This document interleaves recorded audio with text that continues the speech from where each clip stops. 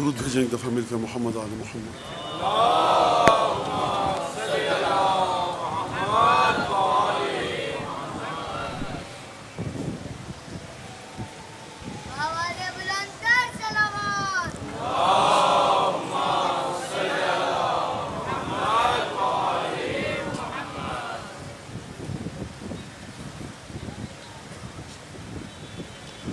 اعوذ باللہ من الشیطان الرجیم، بسم اللہ الرحمن الرحیم، الحمد للہ الذی جعل الحمد مفتاحا لذکرہ سببا للمزید من فضلہ ودلیلا علی آلائہ وعظمتہ، والصلاة والسلام علی عبدہ وامین وحیہ وخاتم رسلہ سیدنا و مولانا بالقاسم محمد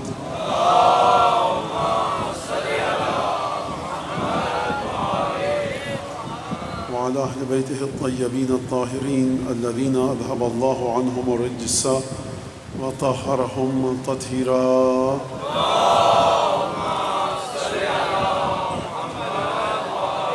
واللعن الدائم على أعدائهم أجمعين. أما بعد، فقد قال الله الحكيم في كتابه المجيد: أعوذ بالله من الشيطان الرجيم، لقد جاءكم رسول من أنفسكم عزیز علیہ ما عنتم حریص علیکم بالمؤمنین رؤوف الرحیم۔ درود بھیجیں محمد آل محمد۔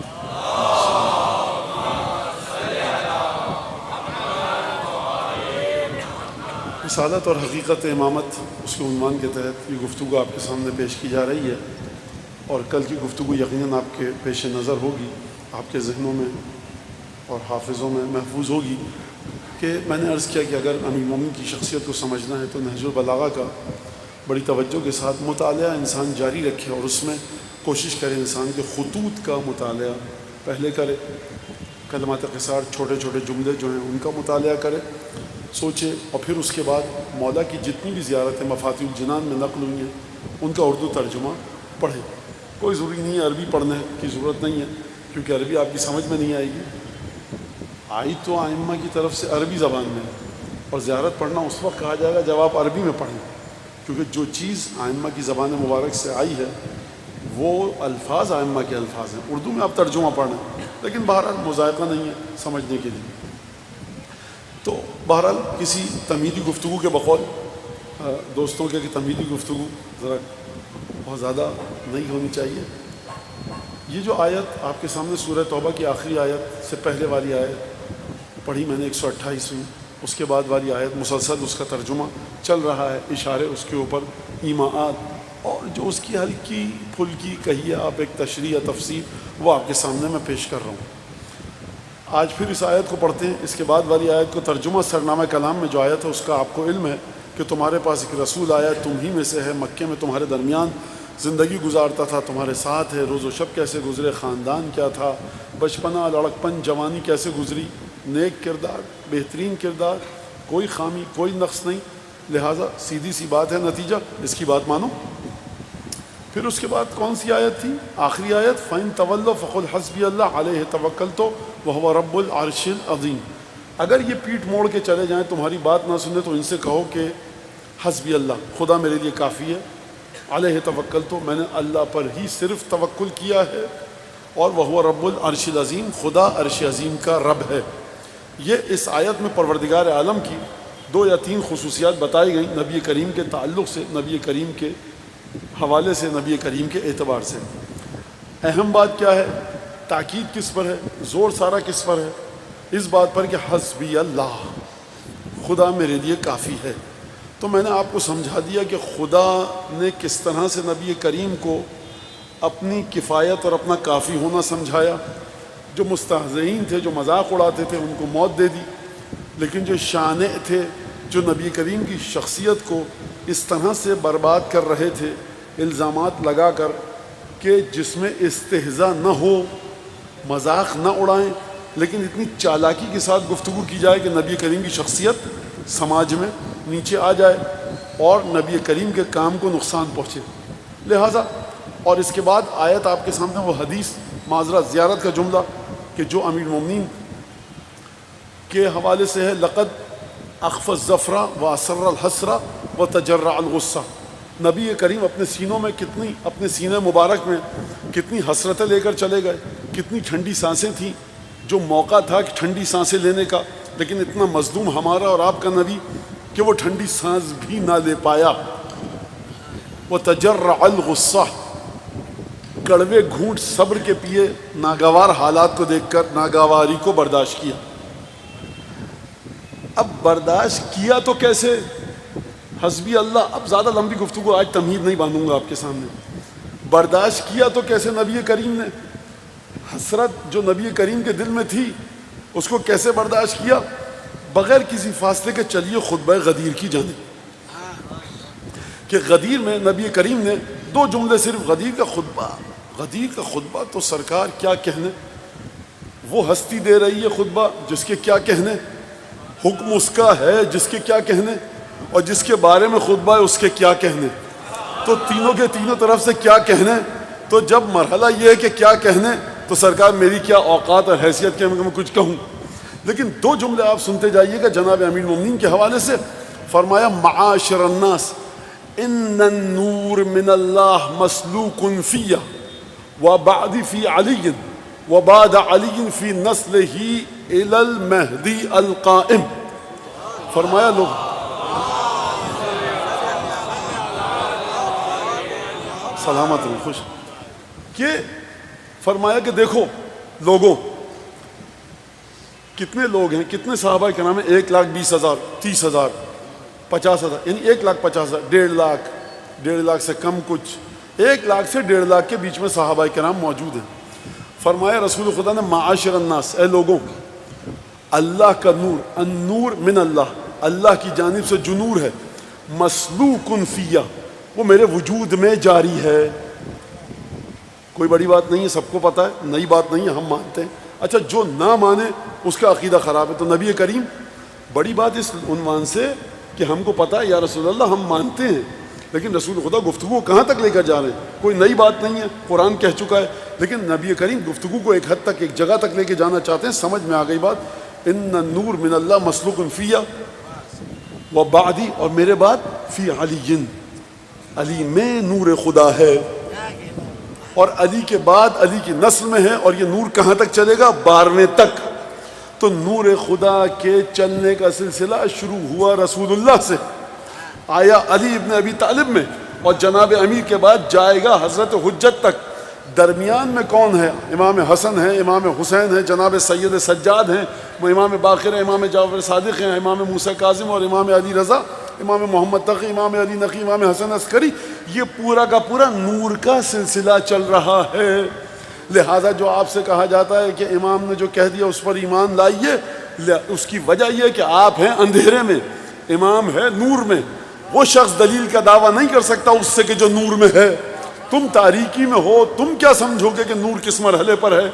لہٰذا اگر کسی اور کے وجود میں نور خدا جلوہ گر ہوتا تو 1.5 لاکھ صحابہ کرام کے مجمع میں رسول خدا یہ نہ فرماتے مجھ میں اور میرے بعد علی میں.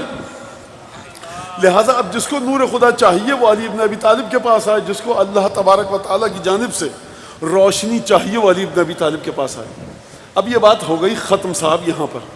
لہٰذا اب آپ کی سمجھ میں آیا نور ہے خدا کی جانب سے، دوڑا وجود میں رسول اللہ کے، اور رسول کے بعد نبی کریم کے. تو اس کا مطلب یہ ہے کہ وہ جو رب عرش عظیم ہے نا، اس نے اپنا نور جو بھیجا ہے تو مصطفیٰ میں بھیجا، اور مصطفیٰ کے بعد علی مرتضیٰ میں بھیجا. لہٰذا رب کریم کو عرش اعلیٰ پر جا کر ڈھونڈنے کی کوشش مت کرو. اس کی تجلیات یہاں کبھی رسول میں ملیں گی، کبھی علی مرتضیٰ میں ملیں گی، کبھی حسنین میں ملیں گی. جب یہ بات یہاں تک آ گئی فرمایا معاشر الناس، اے لوگوں میری بات سنو. فرمایا انصرکم لی، معاشر الناس سنو، ھذا علی، یہ علی ہے.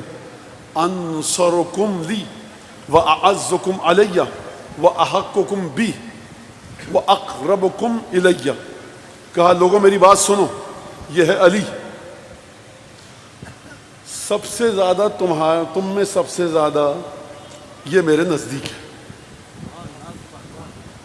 تم میں سب سے زیادہ جو میری چیزوں کا، میری شخصیت کا، میری ذات کا، میرے نور کا، میرے تقوی کا، زہد کا، مجھ سے جتنی بھی متعلق چیزیں ہیں سب سے زیادہ تم میں علی حقدار ہے.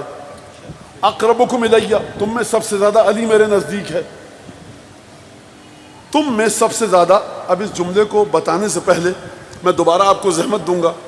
فَإِن تَوَلَّوْا، اگر یہ پیٹھ موڑ کر جائیں، فَقُلْ، ان سے کہو، حسبی اللہ، خدا کافی ہے، علیہ توکلت، میں صرف اور صرف میں نے خدا پر توکل کر لیا، وَهُوَ رب العرش العظیم، وہ عرش عظیم کا رب ہے. تو پروردگار عالم نے حکم دیا حبیب اللہ پر توکل کرو.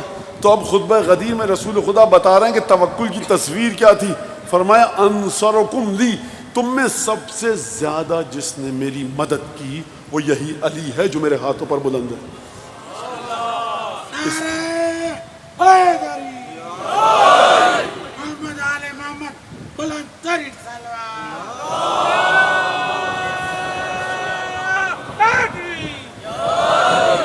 فرمایا انصرکم لی، یا رسول اللہ جب آپ خدا پر توکل کر چکے ہیں اور حسبی اللہ، اللہ آپ کے لیے کافی ہے، آپ کے وجود میں نور خدا ہے، تو پھر یہ علی سے کے بارے میں کہنے کی ضرورت کیا ہے کہ علی نے میری مدد کی. اب یہ سب آپ جانتے ہیں کہ بہرحال اس کی تفصیل میں نہیں جانا، نہ آیات پڑھنی ہے نہ حدیثیں پڑھنی ہے، کیونکہ واضح ہے کہ ہمیشہ ہر نبی کو جو خدا نے بھیجا اس کی مدد کے لیے کسی کو انسانی صورت میں بھیجا، اور پھر وہ اس نبی کا وصی، ولی، جانشین، قائم مقام، اس کے بعد امام قرار پایا. اب آپ نے یہ بات سمجھ لی، سب سے زیادہ مدد علی ابن ابی طالب نے کی. تو علی ابن ابی طالب نے جو سب سے زیادہ مدد کی، یہ سب سے زیادہ کا مطلب کیا ہے؟ انصرکم یعنی تم میں سب سے زیادہ. اس سب سے زیادہ کی مدد کا معنی کیا ہے؟ یعنی جتنے لوگ تھے ان میں سب سے زیادہ علی ابن ابی طالب نے، جناب امیر نے مدد کی رسول اللہ کی. تو رسول خدا نے تو فرما دیا، ہم نے سن لیا. اب جا کر تاریخ سے تو پوچھیے کہ علی نے مدد کی تو کیسے کی. خود علی ابن ابی طالب سے تو پوچھیے جا کر جناب امیر سے کہ آپ نے مدد کی تو کیسے کی. پہلے قرآن سے پوچھیے کہ مسلمانوں کی حالت تھی کیا. حالت کا لفظ غلط کہا، پہلے مسلمانوں سے پوچھیے، قرآن سے پوچھیے کہ مسلمانوں کی اوقات ہے کیا قرآن کی نظر میں، قرآن کی نظر میں، کہ مسلمانوں کو کس جگہ پر رکھ کر قرآن بات کرتا ہے. مسجد کا حال تو آپ دیکھ چکے ہیں جمعے کی نماز کا. جب تجارت دیکھتے ہیں، اللہ و لعب دیکھتے ہیں، اذا رأوا تجارتا و لہوا انفضوا الیہا، لپک کر اس طرف جاتے ہیں. ترکوک قائما، تجھ کو اکیلا چھوڑ دیتے ہیں کھڑا ہوا. قل، ان سے کہہ دے حبیب کہ جو پروردگار عالم کے پاس ہے، خیر من اللہو و من التجارہ، وہ تجارت اور کھیل تماشے سے زیادہ اچھا ہے. واللہ خیر الرازقین، خدا بہترین رزق دینے والا ہے. یہ بات آج کے ہر مسلمان کو پتہ ہے کہ خدا بہترین رزق دینے والا ہے، لیکن خدا نبی کریم کے ساتھ جو مسجد میں نماز پڑھتے ہوئے رسول کو چھوڑ کے چلے گئے، ان کو خدا سمجھا رہا ہے. یعنی اتنے برسوں سے رسول کے ساتھ ہیں، لیکن ان کی سمجھ میں یہ نہیں آ رہا کہ خدا بہترین رزق دینے والا ہے. قرآن کی آیت ہے، حدیث نہیں ہے. سورہ جمعہ جا کے پڑھ لیجئے گا کہ خدا فرما رہا ہے اذا رأوا تجارتا، ہر جمعے کو آپ پڑھتے ہیں یا سنتے ہیں تو لپک کر اس طرف چلے جاتے ہیں، رسول کو چھوڑ دیتے ہیں. لہٰذا یہ ہے مسجد کا حال. میدان جنگ کا حال کیا ہوگا، اس حال سے سمجھ لیجئے وہاں کا حال. لہٰذا اب علی بن ابی طالب خطبہ غدیر میں رسالت مآب نے فرمایا کہ علی بن ابی طالب نے میری سب سے زیادہ مدد کی. سب سے زیادہ مدد کی کون کہہ رہا ہے؟ وما ينطق عن الهوى ان هو الا وحی یوحى، وہ کہہ رہا ہے. یعنی حکم ہے کہ بات کرو علی بن ابی طالب کے بارے میں. ہجرت کی رسول خدا نے، پہلی ہجری گزری، پہلا سال گزرا، دوسرا سال گزرا، جنگ بدر ہوئی، اس کے کچھ ہی مہینوں کے بعد جنگ احد ہوئی. جنگ ہوتے سریے ہوتے رہے جس میں رسول خدا اپنے لشکر والوں کو بھیجتے تھے، کبھی خود جاتے تھے، یہاں تک کہ ہجرت کا 5واں برس آیا. کون سا برس؟ 5واں برس. شوال کا مہینہ آیا، 17 شوال.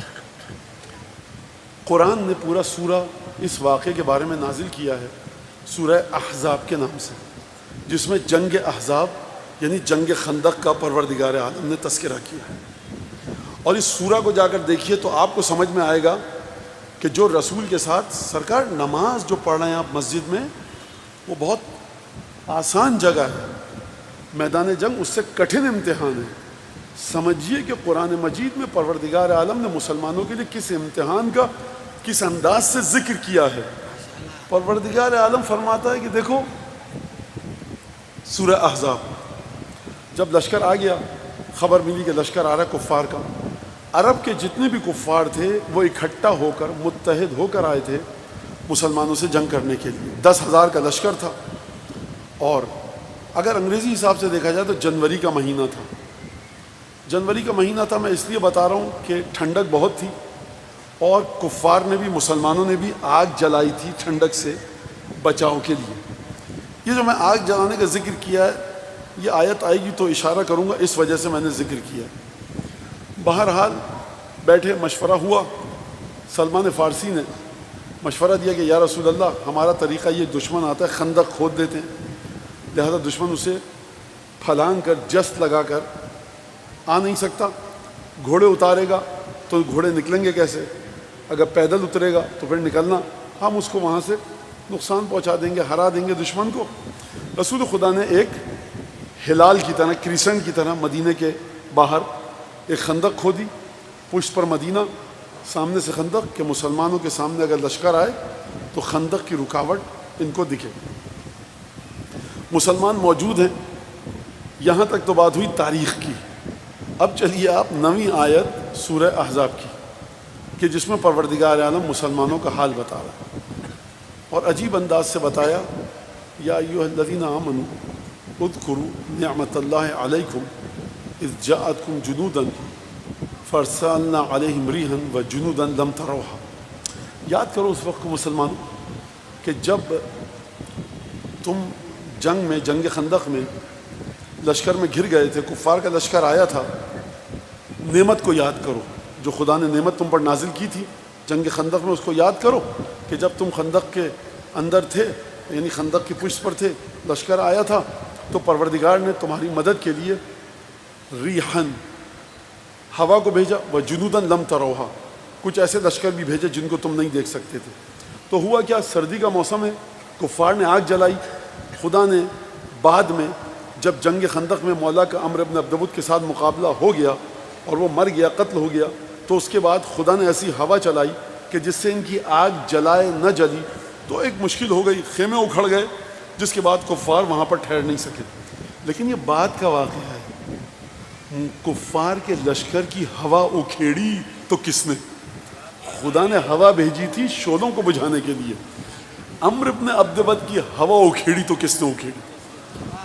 کل کا واقعہ آپ کو یاد ہے کہ میں نے عرض کیا تھا نہج البلاغہ سے کہ امیر المومنین نے فرمایا قدم اہل بیتہ فوقع بہم اصحابہ. نبی کریم ہمیشہ اپنے گھر والوں کو آگے رکھتے تھے، اپنے اصحاب کو تلوار اور نیزوں کی تیزی سے بچاتے تھے. لہٰذا نیزوں کی تیزی اور تلوار کی تیزی سے بچانے والا کون؟ علی. پروردگار عالم نے بھیج تو دیا ہوا کو، لیکن یہ بعد کا واقعہ پہلے ہوا کیسے؟ بہرحال پہلے آپ قرآن مجید سے سنیے جنگ خندق کے مسلمانوں کا حال. رسول خدا کے ساتھ 3 طرح کے لوگ تھے. ایک موٹی سی سیدھی سادی ظاہری تقسیم، پکے مومن تھے، منافق تھے کہ جن کے دلوں میں نفاق تھے، نماز میں بھی آتے تھے، ہر جگہ ساتھ ساتھ ہوتے تھے. کوئی یہ نہ سمجھے کہ رسول کے ساتھ جو لوگ تھے سب پکے مومن تھے. قرآن کہہ رہا ہے منافق ہیں، تو آپ کیسے کہہ رہے ہیں کہ نہیں ہیں؟ پھر اس کے بعد ایک اور چیز، فی قلوبہم مرض. ایک تھے کہ جو نہ منافقین میں سے تھے نہ مسلمانوں میں سے تھے، نہ پکے مومن ہیں نہ منافق ہیں. منافق وہ جو دل میں مکمل بت پرست ہے، کافر ہے، زبان سے کلمہ پڑھ چکا ہے. فی قلوبہم مرض وہ کہ جو نہ منافق ہے جو نہ مومن ہے، جہاں کی ہوا چلے تلاش میں رہتا ہے کہ کس طرح سے اعتراض کرے. لہٰذا ہم مسلمان اس بات پر تاکید کرنا چاہتے ہیں، شد و مت کے ساتھ زور لگا دیتے ہیں کہ رسول کے ساتھ جو تھے مسلمان پکے تھے. قرآن کہہ رہا ہے نہیں بھائی، 2 گروہ تھے، نفاق بھی تھا، دل میں بیماری بھی تھی. اگر نفاق وہی دل کی بیماری تھی تو خدا نے قرآن میں الگ الگ کر کے ذکر کیوں کیا؟ اس کا مطلب یہ ہے کہ رسول خدا کو صرف منافقوں سے خطرہ نہیں تھا. فی قلوبہم مرض، جن لوگوں کے دل میں مرض تھا ان کے دل سے بھی خطرہ تھا. لہذا جب آئے تو اب قرآن مجید نے فرمایا یا ایھا الذین آمنوا اذکروا نعمت اللہ علیکم اذ جاءتکم جنودا لم تروها وارسلنا علیہم ریحا وجنودا لم تروها. آگے پیچھے ہو گئی آیات، اس کو آپ خود صحیح کر لیجئے گا. یاد کرو اس نعمت کو کہ جب ہم نے تم پر بھیجی، اذ جاءتکم جنودا، تمہارے سامنے لشکر آئے کفار کے، فارسلنا علیہم ریحا، ہم نے تم پر ہوا کو بھیجا، نازل کیا مدد کے لیے، وہ جنودا لم تروها، کچھ ایسے لشکر بھی بھیجے جن کو تم نہیں دیکھ سکتے تھے۔ اور اس کے بعد جب یہ مرحلہ آیا اور کفار کے لشکر کو دیکھا مسلمانوں نے، ایک درود پڑھیں ذرا محمد آل محمد۔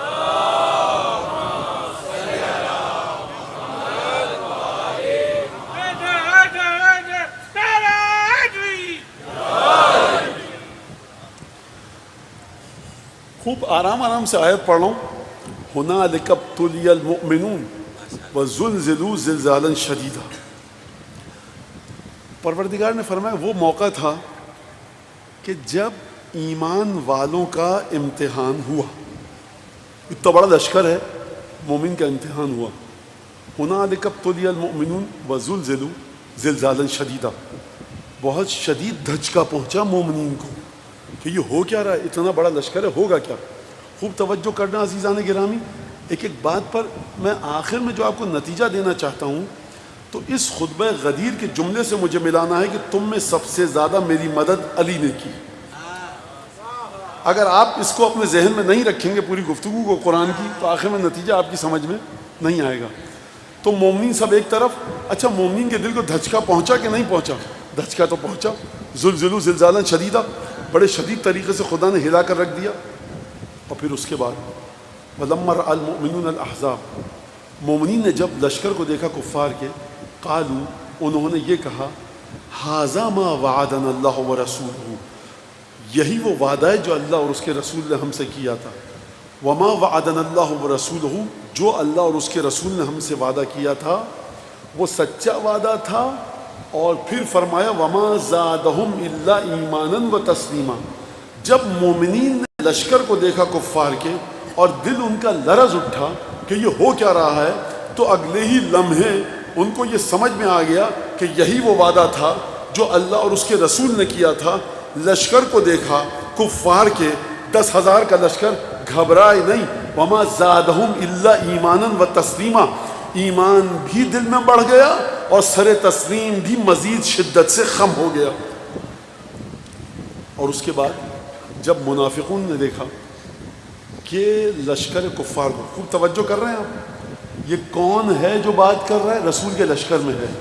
وَلَمَّا رَأَى الْمُؤْمِنُونَ الْأَحْزَابَ، مومنین ہیں جنہوں نے کفار کے لشکر کو دیکھا، اور کفار کے لشکر کو دیکھنے کے بعد یہ جملے کہے جو میں نے آپ کے سامنے پڑھے۔ کیا کیفیت ہوئی ان کے دل کی؟ ان کے دل میں ایمان بھی بڑھا، تسلیم کے مرحلے پر بھی آئے، بندگی کے مرحلے پر بھی آئے، اور کہا هَذَا مَا وَعَدَنَا اللَّهُ وَرَسُولُهُ، یہی وہ وعدہ ہے جو اللہ اور اس کے رسول نے کیا تھا، اور اللہ اور اس کے رسول نے سچا وعدہ کیا ہے۔ یہ کون ہے؟ رسول کے لشکر میں۔ اور اس کے بعد جب دیکھا لشکر کو کس نے؟ منافقین نے، تو یہ کہنے لگے منافقین، وَالَّذِينَ فِي قُلُوبِهِم مَرَضٌ، لشکر رسول خدا کا ہے، سامنے لشکر کفار کا ہے، دونوں لشکر میں رسول کے ہیں۔ منافقین مومنین فی قلوبہم مرض، بیمار دل والے، سب کے سب دیکھ ایک ہی چیز رہے ہیں، رسول کے جھنڈے تلے ہیں، رسول کے ساتھ ہیں، لیکن مومنین کہہ رہے ہیں واہ واہ سبحان اللہ، یہی تو وعدہ ہے جو اللہ نے کیا تھا، سچا وعدہ کیا تھا۔ منافق کہہ رہا ہے، اور وہ جس کے دل میں مرض ہے، ما وعدنا اللہ وَرَسُولُهُ إِلَّا غُرُورًا، اللہ اور اس کے رسول نے ہم سے سوائے جھوٹ کے کوئی وعدہ نہیں کیا۔ تو اب یہ دیکھ کر کہ جو رسول کے لشکر میں ہے، دھوکہ مت کھا جانا، دیکھنا کہ کس نے کہا تھا جھوٹا وعدہ، کس نے کہا تھا سچا وعدہ۔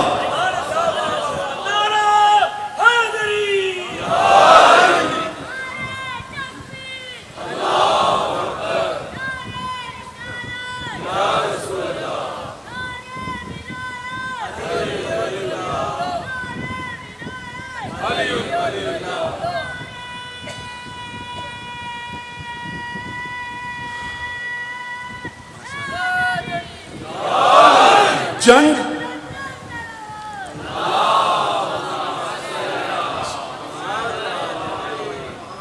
دیکھو بیٹا، ابھی بڑا لمبی داستان باقی ہے، ابھی تمہارے مولا جا کر ہم اپنے ابدو سے لڑیں گے، تو وہ داستان اس کے بعد جتنے جی چاہے نعرے لگا دینا۔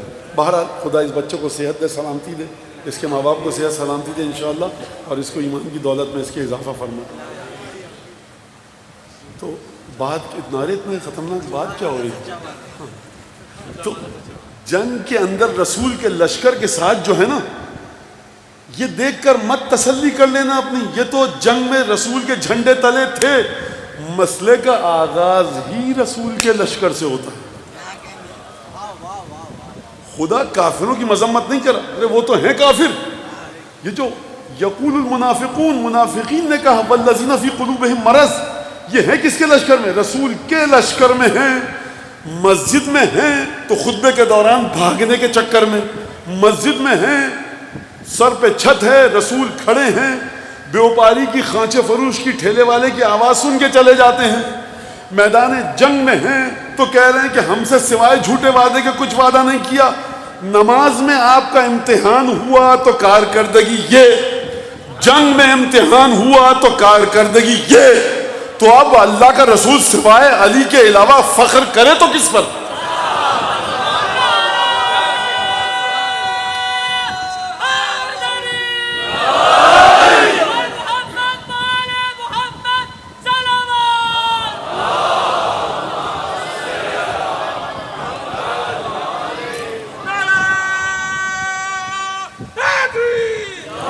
اچھا اب چونکہ قرآن مجید نے نام نہیں لیا، مجھے بھی نام نہیں پتا. اللہ کا رسول جانتا ہے، اللہ جانتا ہے، یا وہ جو وہاں اس طرف تھے وہ جانتے ہیں، ہمیں نہیں پتا. لیکن تھے رسول کے ساتھ. ایک معیار کرائٹیریا تو آ گیا.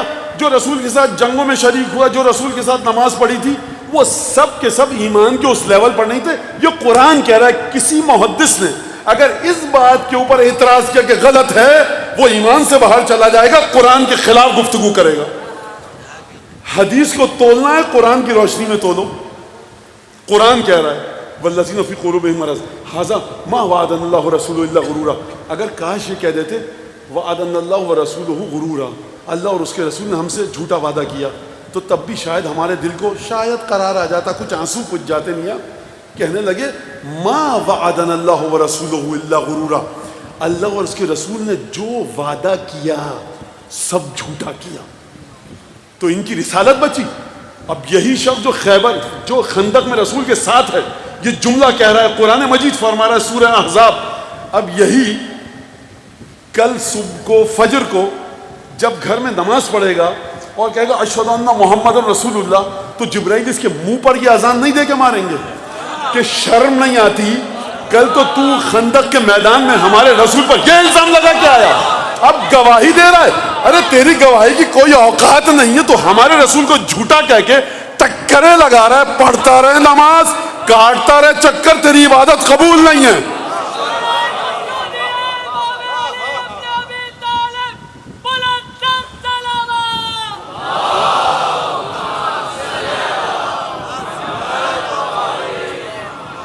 لہٰذا یہاں تک تو بات آ گئی.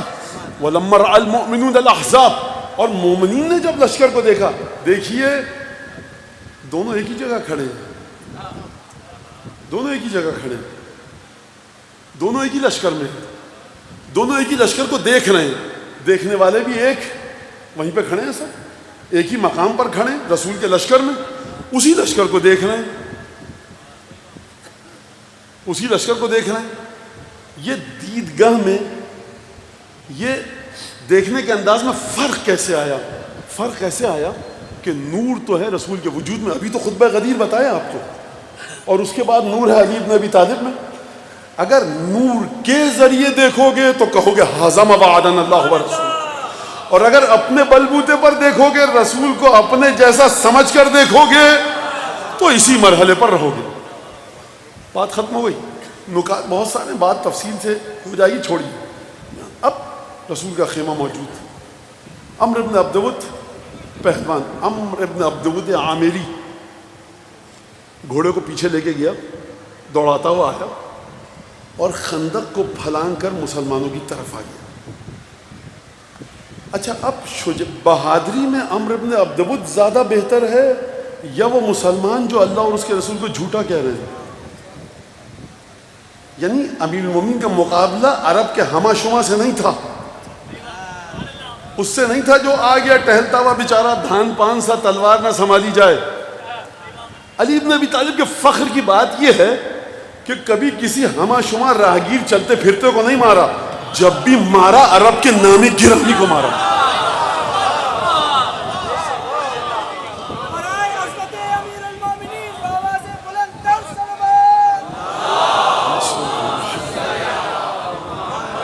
دیکھو امیر جناب حضرت حجت صاحب العصر والزمان امام مہدی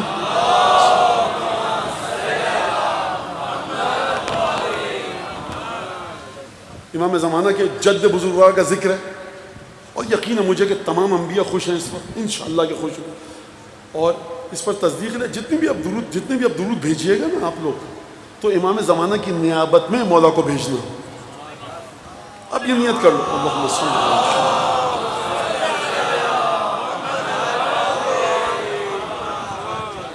اور یہ واقعہ ایسا ہے کہ حاکم نیشاپوری نے مستدرک الصحیحین میں کہا ہے کہ صحیح بشرط الشیخین ولم یخرجہ. یہ واقعہ بخاری اور مسلم کی شرط کے مطابق صحیح ہے، اس کی سند بالکل صحیح ہے، لیکن نہ جانے کس وجہ کی بنیاد پر بخاری مسلم میں نہیں آیا، نہیں دکھا ہوگا یا لکھ لیا ہوگا، بعد میں دکھاؤ کچھ بھی ہو، لیکن بعد میں بہرحال حاکم نیشاپوری نے مستدرک میں لکھا ہے. اور کون سا ایسا محدث ہے کہ جس نے اس واقعے کو نہ لکھا ہو؟ سرکار جب تلوار چلتی ہے خدا کے ہاتھ میں تو اس کی جھنجھناہٹ 14 صدیوں تک باقی رہتی ہے.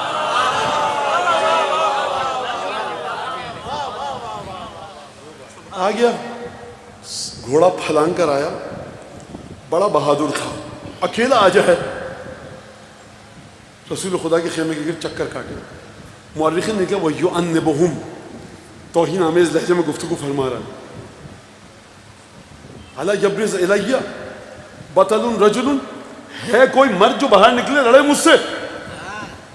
علامہ شبلی نعمانی لکھتے ہیں اپنی کتاب سیرت النبی میں کہ نبی کریم کے جانثار ساتھی ایسے بیٹھے تھے کأنہ علی رؤوسہم الطیر، کہ ان کے سروں پر پرندے بیٹھے ہوں، اگر ہلیں تو اڑ جائیں گے. اچھا میرا خیال یہ ہے کہ نبی کریم کی اجازت کے منتظر تھے، لیکن شبلی نعمانی نے یہ لکھا ہے. توہین اگر ہے تو شبلی نعمانی نے کی ہے. میں تو یہ سمجھ رہا ہوں کہ نبی کی اجازت کے منتظر تھے کہ تم جاؤ یا تم جاؤ.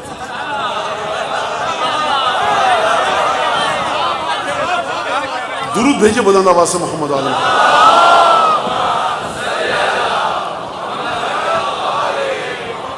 ہاں لیکن ایک نوجوان تھا جو بغیر اجازت اٹھ کھڑا ہوا. یہ بغیر اجازت علی اٹھے کیوں؟ علی بن ابی طالب بغیر اجازت کے سانس ننے رسول کے، یہ کھڑے کیوں ہو گئے؟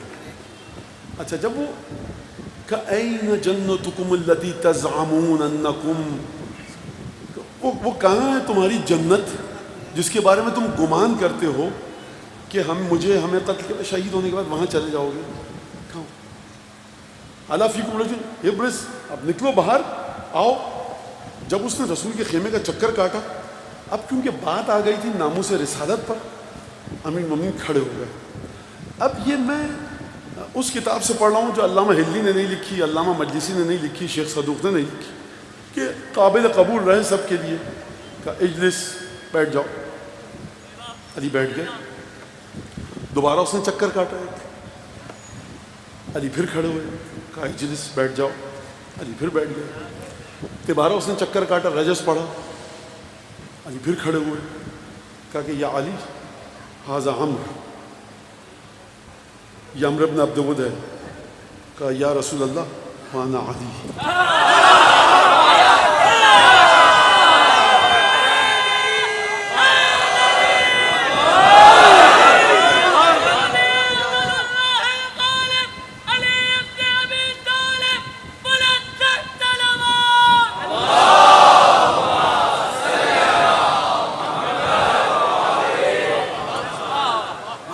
آپ سمجھیں گے کہ میں کہوں گا مولا نکل گئے خیمے سے باہر. 3 دفعہ جو واقع، خوب توجہ کرنا، 3 دفعہ، یہ 3 دفعہ جو علی کھڑے ہوئے اس میں وقت کتنا لگا؟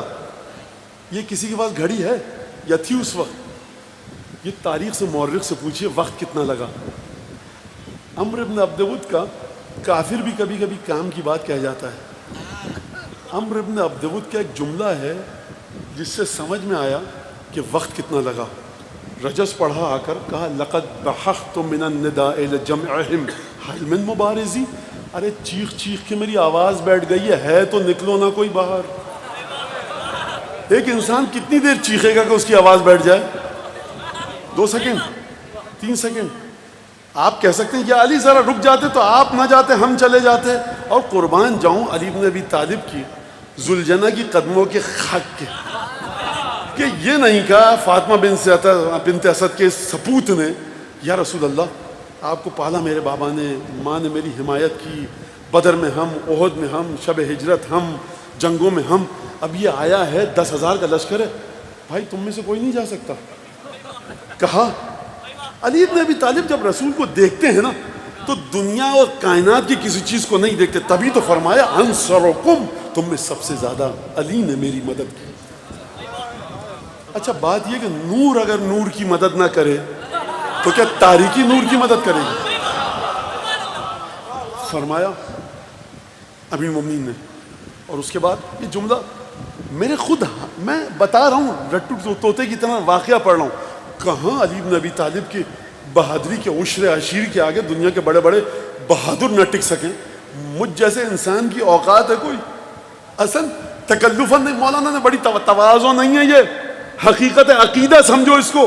تواضع وہاں ہوتی ہے جہاں تم اور میں کچھ ہیں، یہاں کچھ نہیں ہے. ہم صرف اگر حسن ہے تو یہ اس کا ذکر کر رہے ہیں جس کا ذکر سن کے 14 معصومین خوش، 1,23,999 انبیاء خوش، ملائکہ خوش، کروبیان خوش، جنت و جہنم کا دروغہ خوش، جبرائیل خوش، میکائیل خوش، اسرائیل خوش، اور سب سے بڑھ کر زمانے کے امام کے جد بزرگوار کا ذکر ہے، ہمارے زمانے کا امام خوش.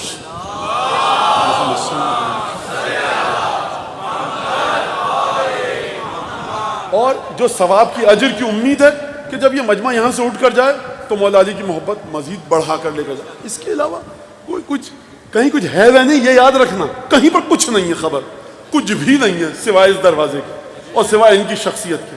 جو کچھ ہدایت مانگنی ہے، تقوی مانگنا ہے، پاکیزگی مانگنی ہے، یہیں سے مانگنا. تو میں یہ جملہ پڑھ دوں پہلے. عممہ بعمامتہ وقلدہ سیفہ، اپنی تلوار عطا فرمائی، اپنا امامہ باندھا. یہ رسول خدا نے ہر دفعہ بٹھایا کیوں؟ یہ ابھی سمجھ میں نہیں آئے گا، جب علی قتل کر کے آئیں گے تب سمجھ میں آئے گا.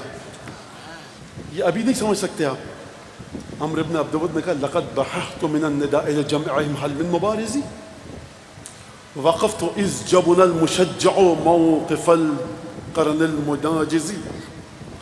میں اس جگہ پر بڑے بڑے جنگ کے مارکوں میں ٹھہر جاتا ہوں جہاں بڑے بڑے بہادر بزدلی کے ساتھ بھاگ جاتے ہیں نا، میں اس جگہ پر ٹھہر جاتا ہوں.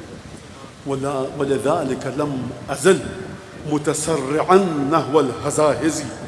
اس لیے جب بھی جنگ کرنے آتا ہوں نا، کپ کپاتے ہوئے پیروں کے ساتھ نہیں آتا، تھر تھراتے ہوئے بدن کے ساتھ نہیں آتا.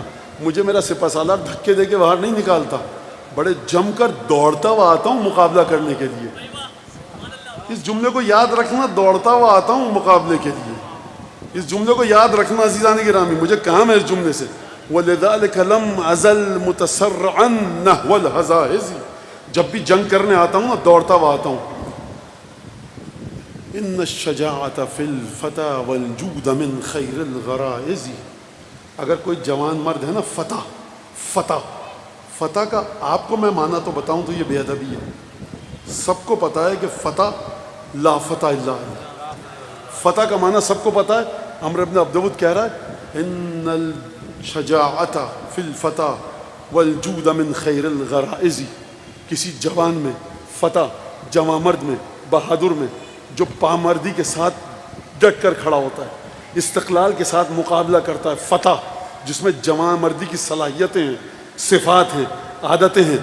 اس کے وجود میں 2 چیزیں ہوتی ہیں، ایک تو بہادری ہوتی ہے اور دوسری سخاوت ہوتی ہے. اس نے یہ رجس پڑھا. کس طرح سے پڑھا؟ لقد بحثت من النداء الى جمعهم هل من مبارزی وقفت اذ جبن المشجع موقف البطل المناجزی ولذلك لم ازل متسرعا نحو الهزاهز. ان الجود في الفتى والشجاعة من خیر الغرائز. بہادری اور سخاوت جوان کی 2 خصوصیات ہیں. دوڑتا ہوا آتا ہوں میں، ہے کوئی نکلو. 3 دفعہ علی اٹھے بیٹھے. کیوں؟ کیونکہ جو جملہ کہیں گے نا رسول خدا بعد میں، تو شاید کوئی یہ نہ کہہ دے علی تمہیں یہ جلدی ہو رہی تھی، ہم چلے جاتے تو ہم قتل کر دیتے. 3 دفعہ اٹھا فاطمہ بنت اسد کا لال، 3 دفعہ بٹھایا، پھر اٹھا، پھر بٹھایا، پھر اٹھا، پھر بٹھایا. یعنی وقت بہت دیا تھا. عمرو ابن عبدود کی آواز بیٹھ چکی تھی، 3 دفعہ پکارا. علی 3 دفعہ کھڑے ہوئے. کتنی دیر تک اس نے اپنے گھوڑے کو دوڑایا ہوگا. اور اس کے بعد پھر یہ بھی کہا، مورخ یہ نہ لکھ دے علی انجانے میں چلے گئے تھے، خیمے کے اندر تھے، کیونکہ عمرو ابن عبدود نے اپنا نام نہیں بتایا تھا. علی انجانے میں چلے گئے تھے. رسول خدا آواز پہچانتے ہیں. وہ لوگ جو یہ کہتے ہیں، جن کا یہ عقیدہ ہے کہ رسول خدا علم غیب رکھتے ہیں، میں ان کے مطابق بات نہیں کر رہا. رسول خدا اس کی آواز پہچانتے ہیں. کیوں پہچانتے ہیں؟ کیونکہ مکے میں ساتھ رہتا تھا. جانتے ہیں کہ کون کون لشکر میں آیا، جانتے ہیں کہ کتنا بڑا لشکر ہے، جانتے ہیں کہ کمانڈر کون ہے، جانتے ہیں کہ پہلوان کون ہے. وقت کا رسول ہے، سپہ سالار بھی ہے، نبی بھی ہے، معصوم بھی ہے، امام بھی ہے، رسول بھی ہے. 3 دفعہ اٹھے، 3 دفعہ بٹھایا، اور خیمے سے باہر جانے سے پہلے کیا کہا؟ یا علی ھذا امر. علی مطلب یہ میرے الفاظ میں کہیں انجانے میں تو نہیں جا رہے، جانتے ہو نا امر ہے. کہا ہاں وہ انا علی، میں علی ہوں. یعنی کل مورخ یہ نہ لکھے اگر علی ذرا سی دیر سے جاتے تو کئی اور اٹھ جاتے. 3 دفعہ اٹھا کر بٹھایا، وقت بہت تھا، تم پیشکش کر دیتے. دوسری بات، مورخ یہ نہ کہہ دے علی انجانے میں چلے گئے تھے، عمر کو قتل تو کر دیا لیکن گئے تھے انجانے میں، معرفت کے ساتھ گئے تھے. اس نے کیا کہا تھا؟ فرمایا، وہ رجس پڑھ رہا ہے، اور ایک دفعہ خرجا ہرولتن، علی کپ کپاتی ہوئی ٹانگوں کے ساتھ نہیں گئے. یہ کہنا ہی جسارت ہے بہرحال علی بن ابی طالب کے بارے میں. کیسے گئے؟ دوڑتے ہوئے گئے. مرحب نے عمرو بن عبدود نے کیا کہا تھا؟ کہا تھا وَلِذَلِكَ لَمْ أَزَلْ مُتَسَرِّعًا نَحْوَ الْحَزَائِزِ. میں جب بھی جنگ کے میدان میں آتا ہوں تیزی سے آتا ہوں، دوڑتا ہوا، کپ کپاتی ہوئی کے پیروں کے ساتھ نہیں آتا. عمرو بن عبدود گھوڑے پر تھا، آپ کے مولا گھوڑے پر سوار نہیں تھے. یعنی ویک پوائنٹ علی بن ابی طالب کے ساتھ تھا.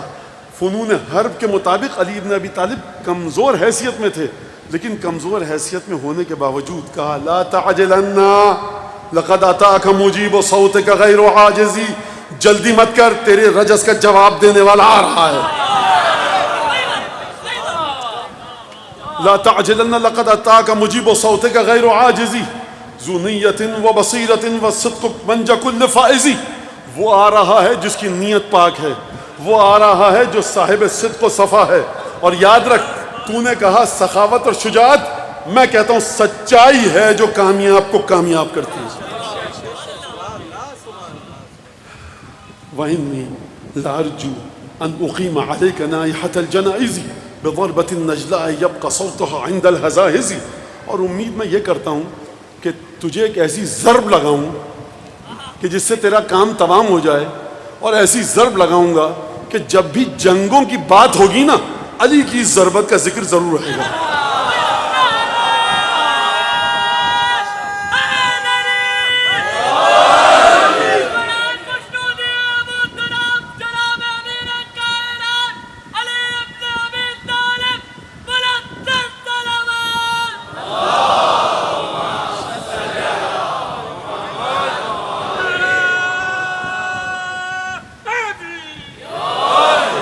یہ جو درود بھیج رہے ہیں آپ لوگ امام زمانے کی نیابت میں بھیج رہے ہیں نا، 2-4 آوازیں آئی ہیں.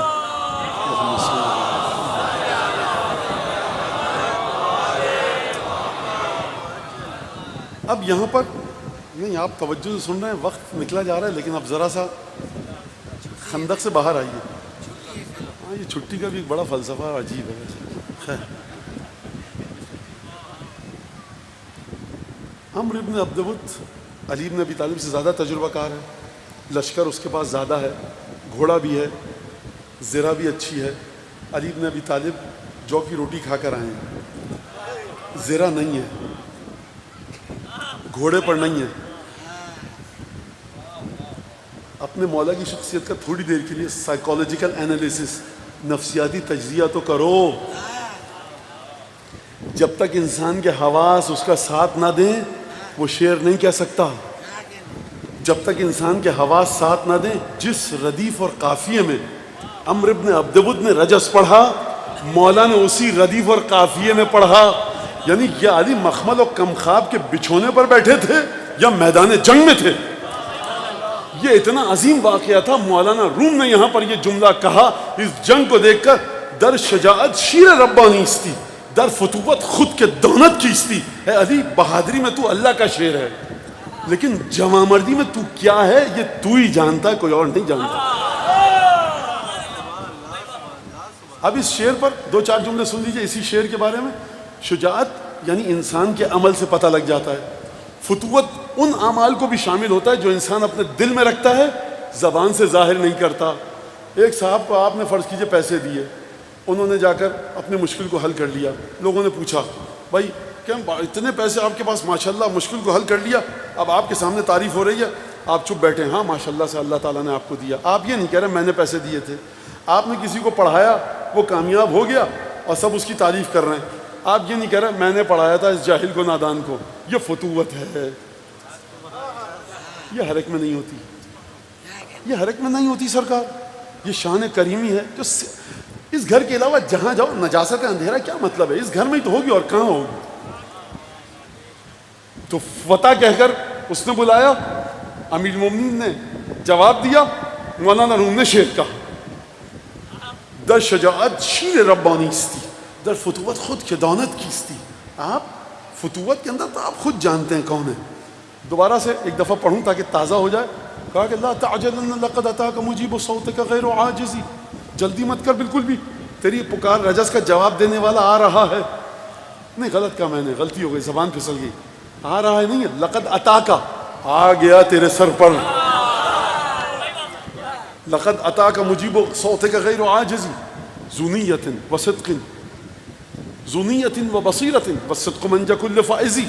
جس کی نیت بڑی پاک ہے، ایک خاص نیت ہے اس کے پاس ایک خاص بصیرت ہے، اور سچائی ہر کامیاب ہونے والے کی کامیابی کا راز ہے. وَإِنِّي لَأَرْجُو أَنْ أُقِيمَ عَلَيْكَ نَائِحَةَ الْجَنَائِزِ. اور مجھے امید یہ ہے کہ آج تو میں تیرے لاشے پر نوحہ کرنے والی خواتین کو لا کر ہی رہوں گا. من ضربۃ النجلاء یبقى صوتہ عند ذکر الحزاحز. ایسی ضرب لگاؤں گا ہلاک کرنے والی کہ جب بھی جنگیں ہوں گی اس ضرب کا ذکر ضرور آئے گا، اور آ رہا ہے آج. اچھا ایک اور اب سنیے اس کو، خندق کو سمجھیے نفسیاتی زاویوں کو دیکھ کر. کیا کیا باتیں بتائے خندق کے بارے میں، خدا واقعا عجیب ہے. صلوات اللہ وسلام علیہ. فرمایا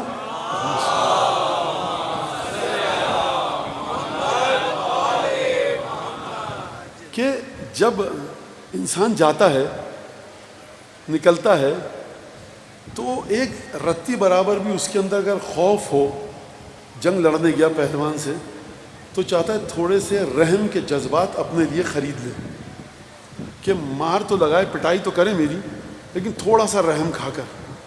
لیکن جو مد مقابل کو جا کر تیش دلائے، ذلیل کرے، بے آبرو کرے، اس کا مطلب یہ کہ وہ اپنی موت کے تمام راستوں کو خود کھول رہا ہے. اے علی اب عمرو ابن عبدوس سے رحم کی توقع مت رکھنا.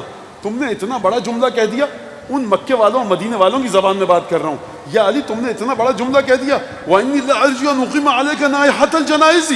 آج کے دن تو تیرے سر پر رلانے والیوں کو لا کر رہوں گا. ایک ضرب لگاؤں گا، ایک ضرب یب کا، جس کا ذکر ہمیشہ بچا رہے گا. تو جب علی گئے عمر کے پاس، عمر سے پوچھا کون ہو بھائی؟ کہا علی. ابن من؟ کہا ابی طالب. کہا ابن عبد مناف؟ کہا نہیں عبد مناف کا بیٹا نہیں، ابو طالب کا ہوں.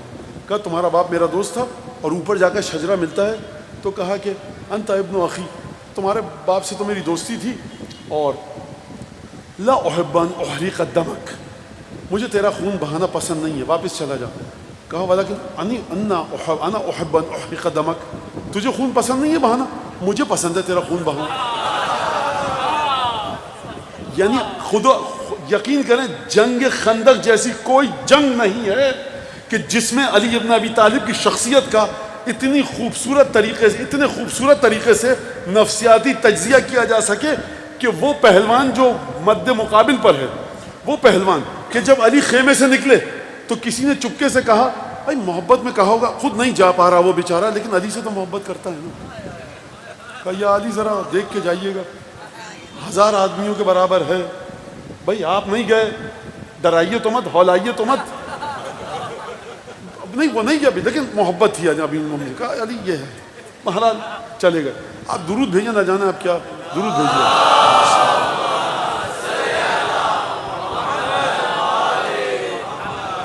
پتہ پہلے تو رجس کا جواب، رجس سے دیکھو اس کو تیج دلایا تیرے سے. اچھا یہ نہیں کہ نوحہ کرنے والے، کہا نوحہ کرنے والیاں.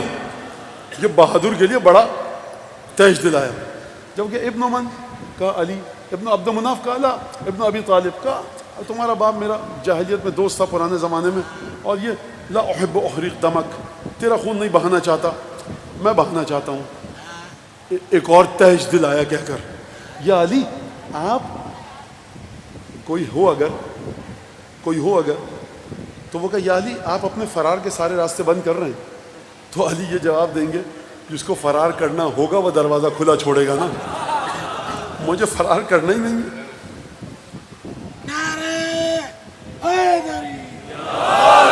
کہا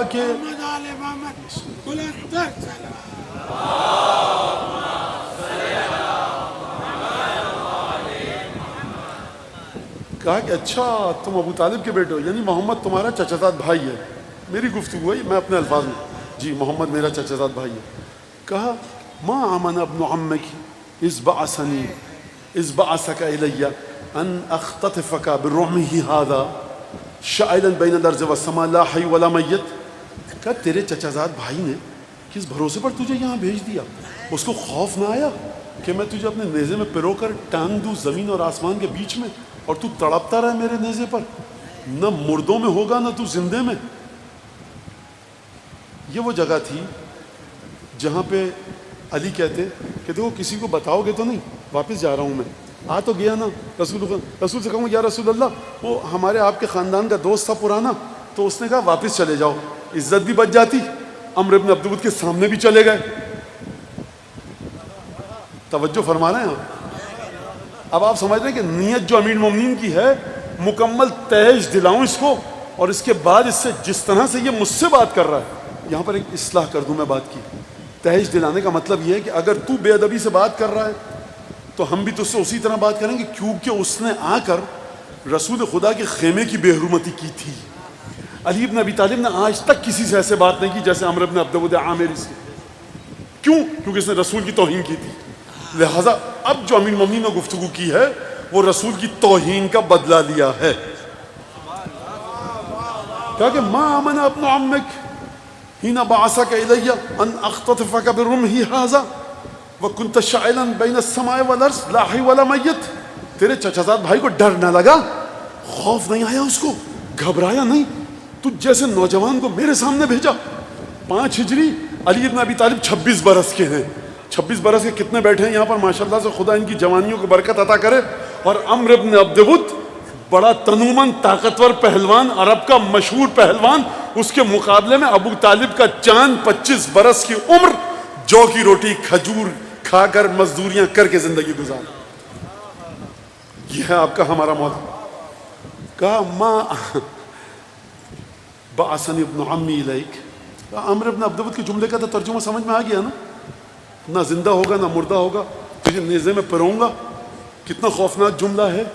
علی بن ابی طالب کی پیشانی پہ پسینہ آ جانا چاہیے تھا، لیکن سرکار خون ہے بنی ہاشم کا، نہیں آئے گا پسینہ، آپ گھبرائیے مت.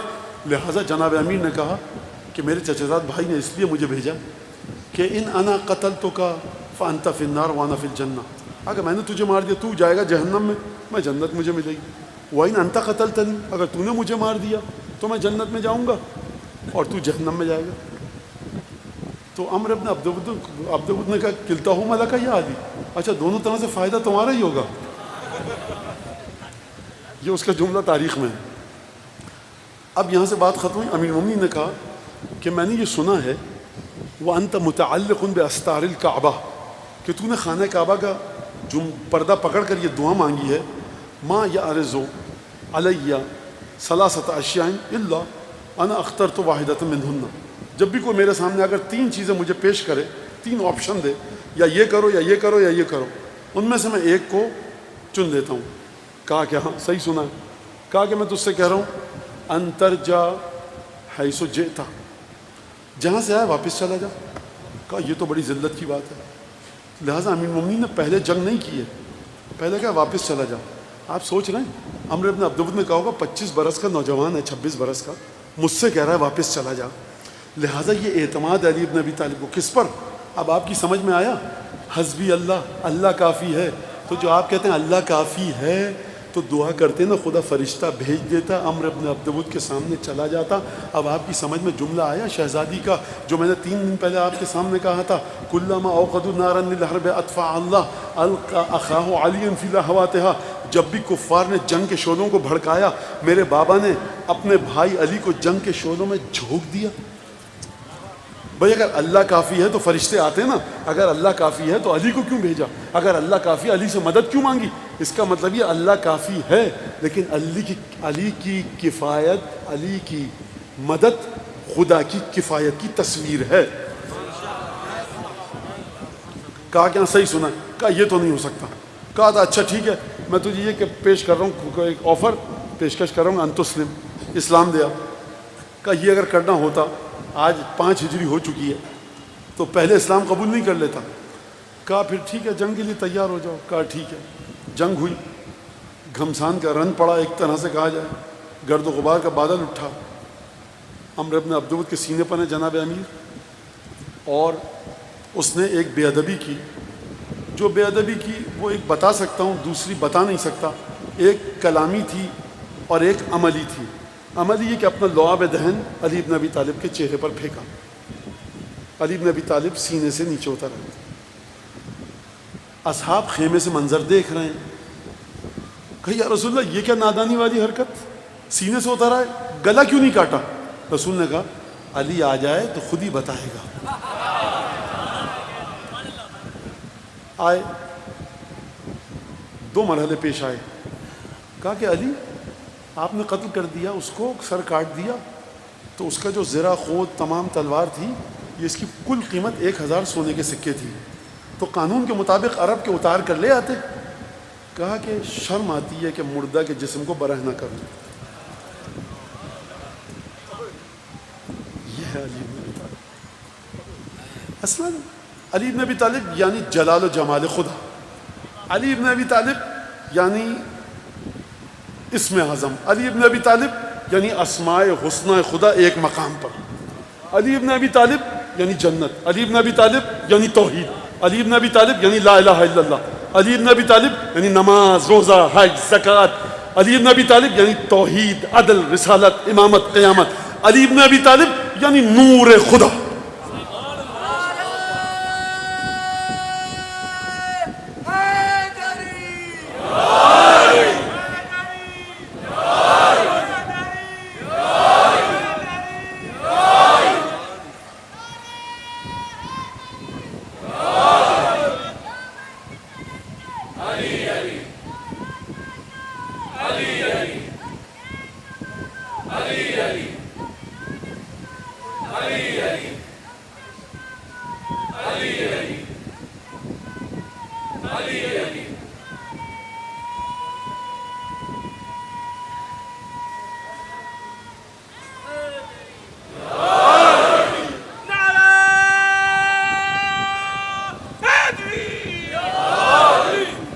کہا کہ مجھے شرم آتی ہے کہ میں.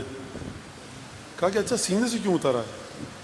کہا اس نے میرے منہ پر لعاب دہن پھینکا تھا، تو مجھے یہ لگا کہ میں اس کو اس وجہ سے کہیں قتل نہ کر دوں. یہاں پر میں اپنے بچوں کے لیے ایک اپنے عقیدے کے مطابق ایک بات کہوں. اپنے سے مطلب ہمارا جو عقیدہ ہے قرآن اور حدیث کے مطابق، کہ ائمہ کی زندگی میں احتیاط نام کی کوئی چیز نہیں ہے. یعنی کیا مطلب؟ آپ احتیاط کرتے ہیں کہ سورج ڈوب چکا ہے، اچھا اذان ہو گئی، 5 منٹ احتیاط کر لیتے ہیں کہ افطار کا وقت ہو جائے. امام کی زندگی میں امام کو پتہ وقت ہو چکا ہے، ختم بات. امام کو شکیات نماز کی ضرورت نہیں ہے، 3 اور 4 میں شک نہیں. یہ کوئی امام نہیں ہے. جس کو شک ہو وہ جا کر اپنے شکیات کو دور کرے، وہ عام آدمی ہے. امام کو ظہر کے دن جمعے کے دن جمعے کی نماز پڑھی، احتیاطاً ظہر کی بھی پڑھ لوں رجائے مطلوبیت کی نیت سے. یہ امام کی زندگی میں نہیں ہے. ٹھیک ہے، صحیح ہے، یہ آپ کی زندگی میں ہے، یہ آپ کی زندگی میں ہے. احتیاط کریں. امام جب اس طرح کے کام کرتا ہے تو اشارہ یہ ہوتا ہے شدت تحرز. کیا مطلب اس کا؟ بچے جملے کو سمجھے. کیا مطلب شدت تحرز؟ یعنی طہارت اتنی زیادہ ہے کہ اب اس مقام پر آ کر میں یہ کام نہیں کرنا چاہتا، مجھے پتا ہے کہ جائز ہے.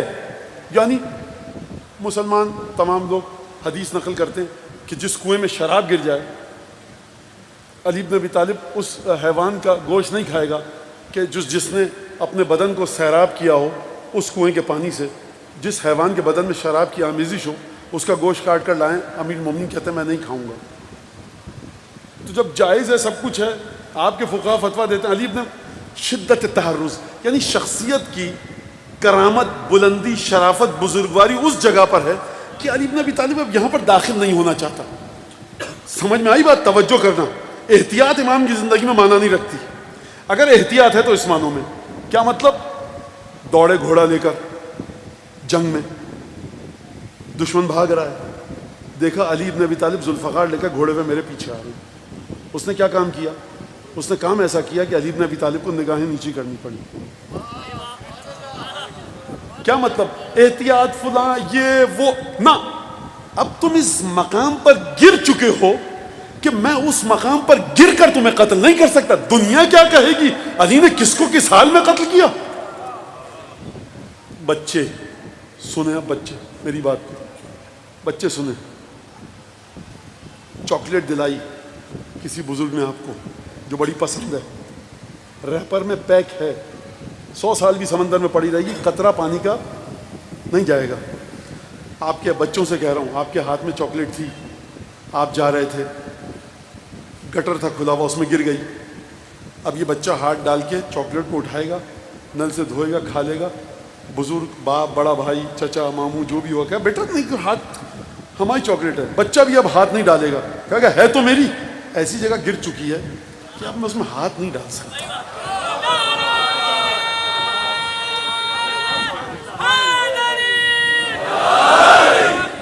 تو آپ اس کو مت دیکھیے علی بن ابی طالب نے وہ چیز کیوں نہیں لے لی، وہ کیوں نہیں دے دی. اب وہ ہو چکا، اب علی ہاتھ نہیں لگائے گا اس میں، جاؤ رکھو اپنے پاس، نہیں چاہیے. لہٰذا اترے، کہا کہ مجھے یہ خوف آیا. اب اس لفظ سے ہمارے بچے یہ نہ سمجھیں کہ جناب امین نے احتیاط کی. وہ علی بن ابی طالب کہ جس کے ماتھے کا پسینہ عرفاء، درویش، صوفیہ کرام گداگر ہیں جس کے، وہ علی بن ابی طالب، اس کو نہیں پتا ہوگا میرے دل میں کیا کیفیت آئی ہے. بہرحال آپ جو بھی سمجھیں، مولانا روم کے بدن پہ لرزت آ رہی ہے، سرکار فرید الدین عطار نشاپوری کے بدن پہ لرزت آ رہی ہے. ہم اور آپ کے ہیں، جا کر پوچھیے عرفاء سے، درویشوں سے کہ مولانا روم ہے کون، فرید الدین عطار نشاپوری ہے کون. انہوں نے قصیدہ کہا ہے اس جنگ خندق کا اور اسی واقعے کو قلم بند کیا. لہٰذا اتر کر آئے، کہا اس نے میرے منہ پر لعاب دہن پھینکا، وہ شتم عرضی، اور اس نے میرے بارے میں ایک نہایت نامناسب لفظ کہا، جس کے بعد میں نے نہ چاہا کہ اس کو اس بنیاد پر قتل کروں. شدت تحرز یعنی نجاست سے اپنے آپ کو بچانا، یعنی پلیدی سے، برائی سے اپنے آپ کو بچانا. آپ نے سن لی جنگ خندق، بات ختم ہو گئی. سرکار بات تو اب شروع ہوئی ہے. لشکر کے اوپر ہوا چلی اور پروردگار نے فَأَرْسَلْنَا عَلَيْهِمْ رِيحًا وَجُنُودًا لَمْ تَرَوْهَا، ہم نے ہوا بھیجی، ایسے لشکر بھیجے. ہوا بڑی تیز چلی اور کفار کے چولہے بجھ گئے. سردی، جنوری کا مہینہ ہے جو کہ میں نے آپ کو بتایا، اور جب آگ نہیں جلے گی تو سردی میں سب کپ کپائیں گے، لہٰذا خیمے اکھڑ گئے اور یہ سب مسئلے بہرحال وہ چلے گئے. لاش تو لینے آئیں گے، عمرو بن عبد ود کی لاش لینے آئے اور اس کے بعد بہن بھی آئی. اس نے بھائی کی لاش کو دیکھا. کائنات میں ایک ہی قاتل ایسا ہے کہ جس کا قصیدہ مقتول کی بہن پڑھ کے گئی. کہا جب لاش کو دیکھا، دیکھتے ہی پوچھا من قتل اخی، مارا کس نے، مارا کس نے. اب یہاں پہ رک جائیے، یہاں پہ رک جائیے. اس خاندان کا مزاج ایک ہے، اس خاندان کی عادتیں ایک ہیں. اس خاندان سے جس کو جڑنا ہے نا، صرف نماز روزہ داڑھی سجدے کا نشان پیشانی میں اس سے نہیں جڑا جاتا اس خاندان سے. تکبر کو چھوڑنا پڑے گا, غریب مومن کو عزت دینی پڑے گی, رشتہ داروں کی مدد کرو, انفاق صدقات خیرات کرو. نہیں سمجھ میں آتا بینک اکاؤنٹ میں تمہارے کتنے پیسے, تمہاری سمجھ میں آ جاتا ہے کہ ہانگ کانگ کی اسٹاک مارکیٹ میں یہ ہو رہا ہے, لندن کی اس پہ بند ہوئی ہے, کل ڈالر ایسا ہو جائے گا, پرسوں ایسا ہو جائے گا, اس کے بعد یہ ہو جائے گا, پورٹ پہ فلاں چیز آ رہی ہے تو ریٹ یہ گر جائیں گے, وہ بڑھ جائیں گے. تمہاری سمجھ میں یہ نہیں آتا کہ خاندان میں کتنے بچے ہیں جو پڑھ نہیں پا رہے, اس کے ساتھ علی بن ابی طالب کی محبت کرنا چاہتے ہو, نہیں آئے گی محبت دل میں. علی بن ابی طالب کے محب کو کلیجے سے لگاؤ تو علی کی محبت دل میں آئے گی. سمجھے بات کو؟ ایسے نہیں ہوتا. بینک اکاؤنٹ میں کتنے پیسے ہیں آپ کو پتا ہے, مجھے پتا ہے, ہم میں سے ہر ایک جانتا ہے کہ اس کی مالی طاقت کتنی ہے. اس کے مطابق انفاق کرتے ہو کہ نہیں کرتے؟ علی بن ابی طالب نام ہے کریمی کا, علی بن ابی طالب نام ہے سخاوت کا, علی بن ابی طالب نام ہے بزرگی کا. اور یہ میں واقعات بتانے بیٹھوں نا جو میں نے اپنی آنکھوں سے دیکھے ہیں کہ جس کسی نے کسی کا حق دبایا اور غصب کیا, خدا نے اس کو کیا سزا دی تو شاید صبح ہو جائے قصے ختم نہ ہو. بہت احتیاط کرو مومن کا مسلم کا مال کھانے میں, بہت احتیاط کرو مظلوم کا حق کھانے میں. سید الشہداء کا جملہ ہے, امام سجاد سے فرمایا شہادت سے پہلے ایاک والظلم علی من لا ناصر لہ. خبردار بیٹا سید سجاد, گویا میرے الفاظ میں مولا وصیت فرما رہے ہیں, خبردار سید سجاد کبھی اس پر ظلم نہ کرنا جس کا خدا کے علاوہ کوئی حامی و ناصر نہ ہو, چاہے ہندو ہو, سکھ ہو, ایتھیسٹ ہو, ملحد ہو, زندیق ہو, دہریہ ہو, سنی ہو, شیعہ ہو, کسی بھی مذہب کا ہو. ظلم مت کرنا, ظلم کی تلوار گھوم کر خود ظالم کو کاٹتی ہے. یاد رکھیے گا اس بات کو. لہذا اس قصے کو یہاں تک سنا آپ نے. اب چلیے 40 ہجری سے پہلے امام مجتبیٰ. قصہ بڑا خوبصورت ہے اس لیے میں سنانے پہ مجبور ہوں یہاں پر. اور جب پدر بزرگوار کا قصہ ہے تو انشاءاللہ. اور یہ بتاؤں, امام حسن مجتبیٰ بہت مظلوم ہے, بہت مظلوم ہے. کئی جلوس نکلتے ہیں, آپ نے دیکھا ہوگا مولا عباس کا عالم ہے, مولا حسین کا عالم ہے, لیکن امام حسن کا عالم نہیں ہوتا. امام باڑوں میں جائیے دیکھیے کتنے امام باڑوں میں یا حسن مجتبیٰ لکھا ہوا ہے. امام حسن کی ولادت شہادت کتنے لوگ مناتے ہیں, کس طرح سے مناتے ہیں. بقی میں امام حسن دفن ہے نا, فرزند فاطمہ, امام حسین کے بڑے بھائی. کتنے لوگوں کا دل بقی کے لیے کتنا تڑپتا ہے اور بقیہ زیارتوں کے لیے کتنا تڑپتا ہے. یہ سب رسول اللہ دیکھ رہے ہیں. اس کو تولو مت دنیاوی لحاظ سے. بقی کی زیارت اپنی زندگی میں نصب العین قرار دیجئے اس کو. 4 امام ایک جگہ پر دفن ہیں, 4 امام. یاد رہے, بہرحال گفتگو طویل ہو جائے گی. امام حسن پیدل جا رہے ہیں, 25 یا 27 حج کیے امام حسن نے پیدل. امام حسین ساتھ ہیں, جناب عبداللہ جعفر طیار جناب زینب کے شوہر ساتھ ہیں. امام حسن کے پیروں پہ ورم آ گیا. جناب عبداللہ جعفر طیار نے کہا کہ مولا یہاں پر ایک آگے تیل بیچتا ہے, جو پیروں پہ ورم ہوتا ہے اس پہ تیل لگایا جاتا ہے تو ورم اچھا ہو جاتا ہے, درد کم ہو جاتا ہے. امام نے کہا دیکھو جا کے بتانا, یہ مت بتانا کس کے لیے, کیونکہ پھر وہ پیسے نہیں لے گا. قربان جاؤں سڑک کے کنارے غریب انسان کے جو تیل بیچے, رسول کے بیٹے سے پیسے نہ لیے, قربان جاؤں اس کے. اور یہاں پر وہ دکاندار دیکھتا ہے کہ یہ جو خاتون آئی ہے مفلوق الحال ہے, قیمت کم کرنے پہ تیار نہیں ہوتا. یہ دنیا کو سرکار اہل بیت کی طرح زندگی گزارو, یہ نماز روزے سے کچھ نہیں ہوتا. یہ فرش اعضاء پر آ کر چلے گئے, نور علی ابن ابی طالب اگر دل میں نہیں اترا بات بنے گی نہیں. جناب عبداللہ جعفر طیار گئے, روکا ان کو, گئے, پیسے دیے, تیل لیا. اس نے کہا کہ لمن تشتری, کس کے لیے خرید رہے ہو؟ اس نے کیوں پوچھا؟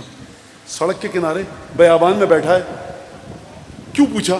کیونکہ یہ خریدار جو آیا ہے نا ان گھٹیا اوچھے خریداروں کی طرح سے نہیں ہے جو برانڈڈ جوتے 50-50 ہزار کے خرید لیتے ہیں, لیکن جب کسی غریب معمولی دکان پہ جاتے ہیں آلو کیسے دیے, صحیح قیمت لگاؤ. ان کو الٹا ٹانگ کر اتنی سزا دی جائے کہ ان کا دماغ اپنے ٹھکانے پر آ جائے, شرم نہیں آتی. غریب آدمی سے بیوپار کرنے جا رہے ہو, صحیح لگاؤ. تو دکان میں جا کر کہا کرو نا کاسٹ تو آئی ہے جوتے کی 3000, تم ہم سے 25000 لے رہے ہو. وہاں پر سرکار دنیا برانڈ کی غلام ہو چکی ہے. الناس مع من غلب, لوگ اس کے ساتھ ہیں جس کا بول بالا ہے, حقیقت کے پیچھے کوئی نہیں چل رہا. لہذا آپ اس بات کو سمجھیے. جناب عبداللہ جعفر طیار نے کوئی تو کام ایسا کیا ہوگا کہ وہ اس نے کس کے لیے خرید رہے ہو. مجھے لگتا ہے کوئی بھی آتا ہوگا نا وہ بہاؤ تاؤ کرواتا ہوگا. یہ ایسا ہے وہ ایسا ہے، یوں دے دو حاجی ہیں. یہ بنی ہاشم کا چاند جب گیا ہوگا، جناب جعفر طیار کا بیٹا کا تیل ہے کتنے کا، اتنے کا، یہ لو اور دو، اور شاید کچھ انعام بھی دیا ہو. خریدار ایسا تھا جس کی خریداری کا انداز مختلف تھا. کہا خرید کس کے لیے رہے ہو؟ اس کا مطلب ہے ہزاروں لوگ خریدتے تھے اس سے تیل، آج تک کوئی ایسا خریدار نہیں آیا تھا. یہ ہے خانوادہ نبوت. سمجھیے اس بات کو، یہ ہے خانوادہ نبوت.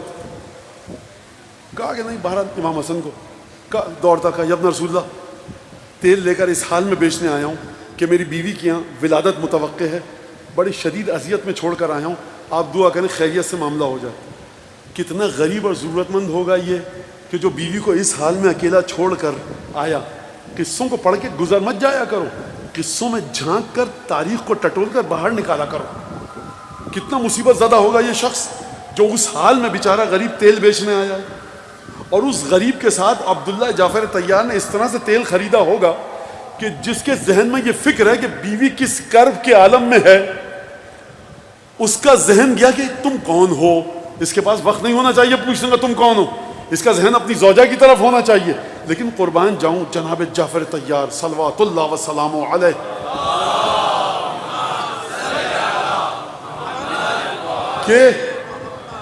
کہا کہ فرزند رسول کا پیسے نہیں دوں گا. کہا پیسے لو. امام حسن نے حکم دیا، دوڑتا ہوا آیا، لمبی گفتگو ہے. کہا کہ ابن رسول اللہ بیوی کو اس حال میں چھوڑ کر آیا ہوں، دعا کیجئے معاملہ خیریت سے گزر جائے. امام نے کہا جب تو جائے گا تو ایک لڑکا پیدا ہو چکا ہوگا. بھائی تم کسی معمولی خریدار نہیں ہے، فاطمہ کا لخت جگر ہے، فاطمہ زہرا کی آنکھوں کی ٹھنڈک ہے. تم فاطمہ کی آنکھوں کی ٹھنڈک کے پیروں کی خدمت کر رہے ہو، دنیا اور آخرت حسن سب دے دیں گے تم کو.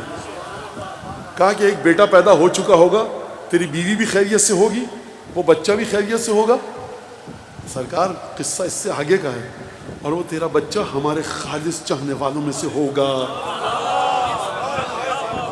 یعنی تم نے آ کر ہم سے دعا کروائی نا. ہم آدھی دعا تو دیتے نہیں کسی کو، مکمل دعا دیتے ہیں، صحت کی بھی، سلامتی کی بھی، جسم بھی سالم، صحت بھی سالم، ایمان بھی سالم. اور جب حسن مجتبیٰ کہیں ہمارے خالص شیعوں میں سے ہو. تو آپ نے توجہ کی، جب عمرو بن عبدود کی بہن آئی تو اس نے پوچھا کس نے قتل کیا. اس کا مطلب قتل کے انداز مختلف ہوں گے نا. کہا کہ کس نے قتل کیا؟ کہا ابو طالب کے بیٹے علی نے. کیا کہنا چاہیے تھا؟ خدا غارت کرے ابو طالب کے خاندان کو، خدا لعنت کرے نعوذ باللہ علی بن ابی طالب پر. یہ کہنا چاہیے تھا نا. دیکھیے مزاج کو سمجھیے. جنگ تھی، حمزہ نے قتل کیا. ایک خاتون آ کر جگر چبا رہی ہے اور ایک خاتون آ کر علی کا قصیدہ پڑھ رہی ہے. علی ابن ابی طالب کفر اور اسلام کے محتاج نہیں ہیں، علی ابن ابی طالب فطرت پاک کے محتاج ہیں. ضرورت جو ہے آؤ. دیکھا لاش کو، وہیں پر کھڑے ہو کر قصیدہ پڑھا، اپنے بھائی کی لاش سے مخاطب ہوئی. لو کان قاتلک غیر قاتل، اگر تیرا قاتل میرے بھائی اس قاتل کے علاوہ کوئی اور ہوتا، لکنت ابکی علیہ آخر الابدی، تو میں اپنے بھائی پر ہمیشہ جب تک زندہ رہتی روتی رہتی. ولکن قاتلہ من لا یعاب بہ وابوہ کان یدعى بیضۃ البلد. لیکن میں کیا کہوں اے عمرو، تیرا قاتل تو وہ ہے کہ جس کی ذات میں رتی برابر نکتہ چینی کی گنجائش نہیں، اور اس کا باپ ابو طالب تو مکے کا چاند تھا. لہذا آپ نے بات غور فرمایا، مکے کا چاند. جب چاند کی بات آئے تو بنی ہاشم کے چاند کی بات آئے گی. ابو الفضل عباس. کون ابو؟ آپ چہرے متغیر ہو گئے آپ کے. اور کیا ابو الفضل عباس؟ کس زاویے سے گفتگو کرے ابو الفضل عباس کے زندگی پہ؟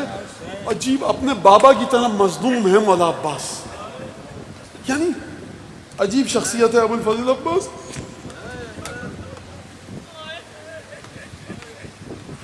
انشاءاللہ.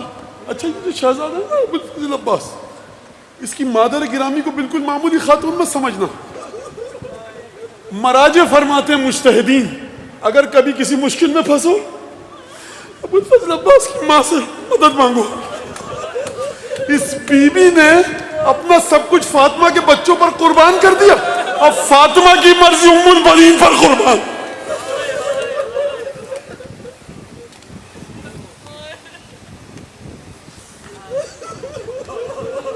میں چاہتا تھا کہ مولا عباس کا رجس پڑھوں، انیس نے لکھا ہے، لیکن عزیزو یہ تمہارا حق تھا، مجھے معاف کرنا، یہ تمہارا حق میں ضائع کر رہا ہوں.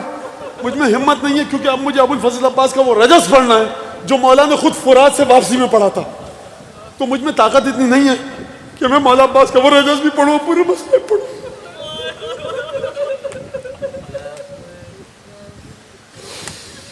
صلی اللہ علیہ کی ابو الفضل عباس. لیکن ایک جملہ کہوں گا میں، مولا عباس کا حق ہے. پانچویں امام فرماتے ہیں قتل اللہ من قتلک بالایدی والالسن. مولا عباس اے چچا جان، آپ خدا اس کو موت دے، خدا اس کو برباد کر دے، خدا اس کو قتل کرے جس نے آپ کو ہاتھوں اور زبان سے قتل کیا. ہاتھ سے قتل کیا تو سمجھ میں آتا ہے کہ جس نے عباس پر تلوار اور نیزے مارے، جس نے دست مبارک عباس کو قلم کیا، ہاتھوں سے قلم کیا، اس کے بارے میں تو سمجھ میں آتا ہے. یہ زبان سے کس نے قتل کیا؟ زبان سے وہ قتل کرے گا عباس کو جو ابو الفضل عباس کے برابر لا کر کسی قلندر درویش صوفی کو رکھے گا. زبان سے وہ قتل کرے گا جو عباس کے قصیدے میں کسی غیر معصوم کو رکھے گا. زبان سے وہ قتل کرے گا جو ام البنین کے چاند کے ساتھ کسی صوفی قلندر درویش کو رکھے گا. وہ شاعر گناہگار ہے، وہ لکھنے والا گناہگار ہے، وہ قصیدہ خان گناہگار ہے جو عباس کے نوحے میں عباس کے علاوہ کسی کا ذکر کرے.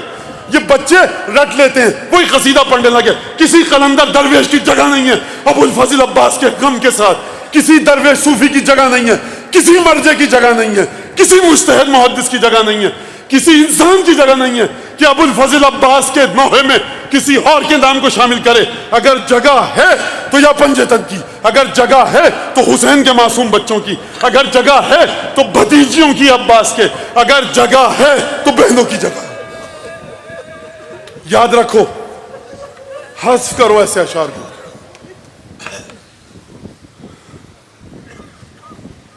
لہذا ابو الفضل عباس عجیب شہزادہ ہے.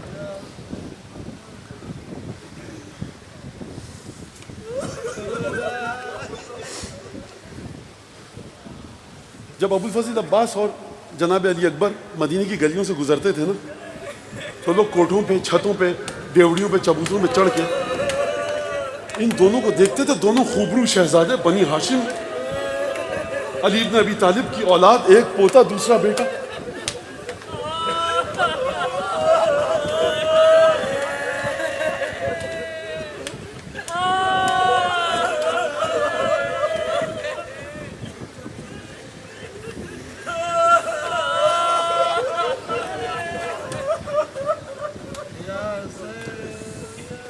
ابو الفضل عباس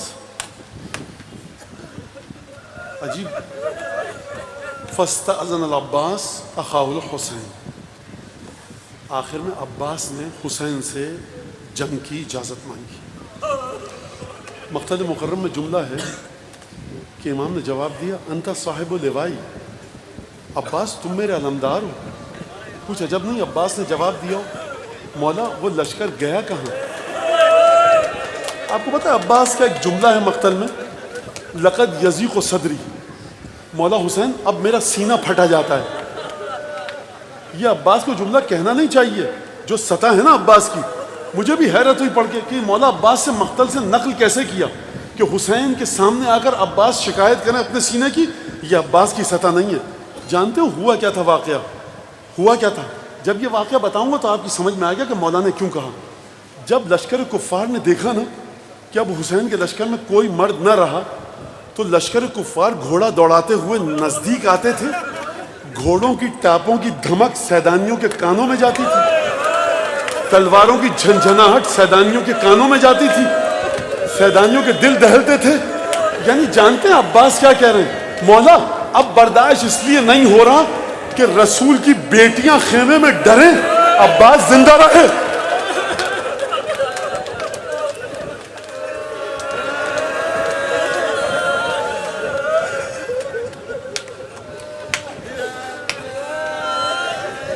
دمشق جو حکم ہے پسر شاہ نجف سے،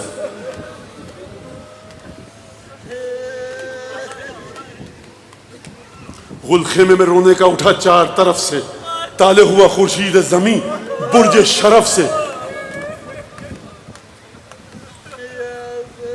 خیمے میں شور اٹھا، عباس جا رہے ہیں. شہزادیاں جانتی ہیں صبح سے جو گیا ایک دفعہ پھر وہ واپس نہ آیا. وا محمد وا علی وا جعفر وا حمزہ کی صدائیں بلند ہوئی. تالے ہوا خورشید زمیں برج شرف سے. یعنی سمجھے عباس جو سیدانیوں کے خیمے سے نکلے نا، تو سیدانیوں کا خیمہ ہے برج شرف اور عباس ہے چاند بنی ہاشم کا. تالے ہوا خورشید زمیں برج شرف سے، کھولا علم دین کو جو اس بحر کرم نے نالین پہ سر رکھ دیا. اقبال و حشم نے انیس کو عباس اس شعر کا اجر دے. ایک دفعہ آئے، مشکیزہ لیا، لگتا ہے یہ مشکیزہ حمائل کیا. تبرکات اٹھیں گے. میں تبرکات لانے والے نوجوانوں سے ہاتھ جوڑ کے درخواست کر رہا ہوں، مجھے مصاحب پورے پڑھنے دیں. اس کے بعد جب تک مصاحب پورے نہیں پڑھیں گے جائیں گے اس شہزادے کا حق صحیح معنوں میں ادا نہیں ہو سکے گا، ادا نہیں ہو سکتا. لیکن بہرحال شب اس شہزادے کی ہے، پورے مصاحب مجھے پڑھنے دیں، اس کے بعد تبرکات لے کر. مشکیزہ اٹھایا، شاید علم بھی اٹھایا، شمشیر اٹھائی اور ایک دفعہ رخ کیا فرات کا. پانچویں امام فرماتے ہیں لعن اللہ من حال بینک و بین ماء الفرات. مولا چچا جان جو آپ کے اور فرات کے درمیان حائل ہوا، قتل نہیں کیا عباس کو، تلوار نہیں ماری، نیزے کا حملہ نہیں کیا، جس کی وجہ سے مولا آپ کے گھوڑے کی رفتار سست ہوئی ہے نا، خدا اس پر لعنت کرے. ومن استخف بحرمتک، جو آپ کی حرمت کو خفیف سمجھے اس پر خدا لعنت کرے. ومن جہل بحقک، جو آپ کے حق کو نہ سمجھے خدا اس پر لعنت کرے. مولا عباس آپ خود بتلائیے کہ آپ ہیں کس مقام معرفت پر. بس ایک دفعہ عباس گئے. آپ جانتے ہیں نا، آپ جب اعمال کرتے ہیں رمضان المبارک میں تو دو دو تین تین ایک ایک ڈیڑھ ڈیڑھ گھنٹے کے بعد شربت آتا ہے، پانی آتا ہے. آپ نمازیں پڑھ رہے ہوتے ہیں نا، صرف اٹھک بیٹھک کر رہے ہوتے ہیں، پنکھا چل رہا ہوتا ہے، ایئر کنڈیشنر بھی چل رہا ہوتا ہے کہیں کہیں پر. پیاس تو لگتی ہے. عباس نے پوری رات عبادت کی ہے، صبح سے لاشیں اٹھا کر لایا ہے. مولا عباس کی پیاس کا عالم کیا ہوگا. جنگ کرتے ہوئے گئے، ایک دفعہ فرات میں اپنے گھوڑے کو اتارا.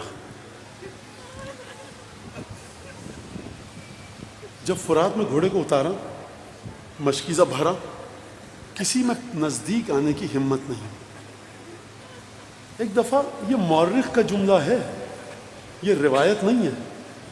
پانی کو دیا، مورخ نے کہا ہے کہ حسین کے بچوں کی پیاس یاد آئی. حسین پیاس، عباس پیاس بھولے کب تھے جو یاد آتی. پانی کو اٹھایا اور دوبارہ دریا پر مار دیا. اس کا مطلب کیا ہے؟ اس کا مطلب یہ کہ دیکھو ہمارے ہاتھ میں پانی تھا، حسین کی محبت کی رسم کو عباس سے سیکھو. اور جب یہ پانی کو دریا پر دے مارا نا تو یہ رجس پڑا ابو الفضل عباس نے. واحد شہید ہے کربلا کا کہ جس نے رن سے واپسی میں رجس پڑا ہے، جاتے میں رجس نہیں پڑا. کیونکہ رجس جاتے میں اس وقت پڑھا جاتا ہے کہ جب جنگ کرنی ہو. عباس جنگ کرنے نہیں گئے ہیں، عباس پانی لینے گئے ہیں. جب واپس پلٹے تو حسین ابن علی کی محبت کا اعلان کیا. ایک دفعہ عباس نے اپنے آپ کو مخاطب کیا اور کہا یا نفس من بعد الحسین ہونی وبعدہ لکنت ان تکونی ھذا حسین البارد المنونی وتشربین البارد المعینی تاللہ ما ھذا خصال دینی. اے عباس، فرات کے ٹھنڈے پانی میں تو اپنے گھوڑے کو اتار چکا ہے، کیا حسین کے بغیر پانی پیے گا؟ عباس سمجھ لے، حسین کے بعد جو زندہ اگر رہ گیا تو سوائے ذلت ہے اور کچھ نہیں ہے. فرمایا ھذا حسین وارد المنونی، یہ حسین فاطمہ کا لال مشکلات میں اکیلا گھر چکا ہے. اکبر جا چکے اور محمد جا چکے، میرا بھائی اکیلا ہے. ھذا حسین وارد المنونی وتشربین البارد المعینی. اور تو یہاں ٹھنڈا پانی پیے گا، تیرا مولا وہاں پیاسا ہے، پانی لے کر جا. بس ایک دفعہ عباس نے گھوڑے کا مخ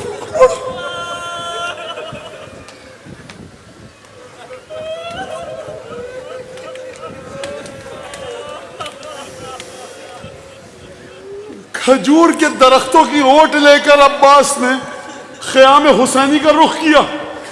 ایک دفعہ حسین کے کانوں میں آواز آئی, واللہ ان قطعتم یمینی انی احامی ابدا عن دینی. عباس کی آواز آئی, اگر میرا دائیں ہاتھ بھی کاٹ دو حسین سے محبت کرتا رہوں گا. عزیزوں, اس جملے کو حق ادا کرنے دو. یہ عباس نے پکار کر کیوں کہا؟ وجہ یہ تھی کہ مولا آپ کے کانوں میں آواز چلی جائے گی کہ میرا دائیں ہاتھ کٹ گیا.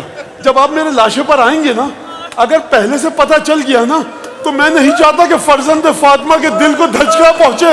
یعنی مولا میرا دائیں ہاتھ کٹ گیا, مولا میرا بائیں ہاتھ بھی کٹ گیا. ایک دفعہ تیر آیا, مشکیزے پر لگا, پانی بہا. علماء یہاں پر جملہ کہتے ہیں کہ عباس کے دونوں ہاتھ کٹ چکے, تلوار تھامے تو کیسے تھامے؟ پانی بہ چکا, خیمے میں جائیں تو کیسے؟ پانی نہیں ہے. جنگ کرے تو کیسے؟ ہاتھ کٹ چکے ہیں. فبقی علی فرسہ, مورخ کہتا ہے فبقی علی فرسہ متحیرا. عباس تعجب کے عالم میں گھوڑے کی زین پر ہیں. میں کہتا ہوں فبقی علی فرسہ صابرا محتسبا, پروردگار کی بارگاہ میں صبر کر کے عباس گھوڑے کی زین پر. ایک دفعہ عباس گھوڑے کی زین پر تھے, ایک ملعون نے درخت کے پیچھے چھپ کر سر اقدس پر گرز کا وار کیا. عباس گھوڑے سے زمین پر آئے, حسین کے کانوں میں آواز آئی, یا اخا ادرک اخا, اے بھائی بھائی کی خبر لو. بس ایک دفعہ حسین نے لشکر پر حملہ کیا. عباس کے پاس آئے. عباس کے بدن میں رمق باقی ہے گفتگو کی. علماء فرماتے ہیں وصیت کی, خیمے میں نہ لے کر جائیے گا. جانتے ہو اس وصیت کا سبب کیا ہے؟ اس وصیت کا سبب کیا ہے؟ دو سبب بتائے ہیں اس وصیت کے. ایک تو سبب یہ ہے کہ عباس ہے حسین کا بھائی, حسین کی جان, حسین کا نفس, حسین کی روح. جانتے ہیں اب مردوں میں حسین کے علاوہ کوئی نہیں. جب حسین گھوڑے سے زمین پر گریں گے تو حسین کی لاش کو کون لے کر جائے گا؟ فرزند فاطمہ تپتی ریتی پر لاشا پڑا رہے اور عباس کا لاشا خیمے میں جائے, میرا لاشا خیموں میں نہ جائے. دوسری وجہ یہ ہے, آپ جانتے ہیں نا کہ دروازہ خیمہ پر فاطمہ کی نواسیاں, پوتیاں ہاتھوں میں پیالے لے کر کھڑے ہیں. اچھا یہ کیوں کھڑے ہیں؟ جناب سکینہ کو مولا کی بہادری پر اتنا اعتماد ہے, میرا چچا گیا ہے نا تو پانی لے کر آئے گا. میں کہوں گا بی بی پانی تو نہ آئے گا, خون آلود علم ضرور آئے گا. ایک دفعہ بی بی نے دیکھا دور سے بابا آ رہے ہیں خون آلود علم لے کر, دوڑتی ہوئی گئی, سمجھی چچا آ گئے. دیکھا بابا ہیں, خون آلود علم ہے. فرمایا آئین عمی العباس. بچی پیاس کو بھول گئی, کہا میرا چچا کہاں گیا؟ حسین سے کوئی جواب بننا پڑا. عباس کے خیمے کی طرف گئے, عباس کے خیمے کو گرایا. یعنی بٹیا جو اس خیمے میں سوتا تھا نا, ترائی پر سو گیا. جب تماچے لگیں گے نا چچا یاد آئیں گے, کوئی نہ ہوگا. یا ابو الفضل عباس صلی اللہ علیہ یا ابن امیر المومن, اے ام البنین, اے ام البنین, اپنے بیٹے کا پرسہ قبول کر. اے حجت ابن الحسن, اپنے چچا کا پرسہ. اے ام البنین, یہ تیرے بیٹے کے غم میں رو. ماتم حسین.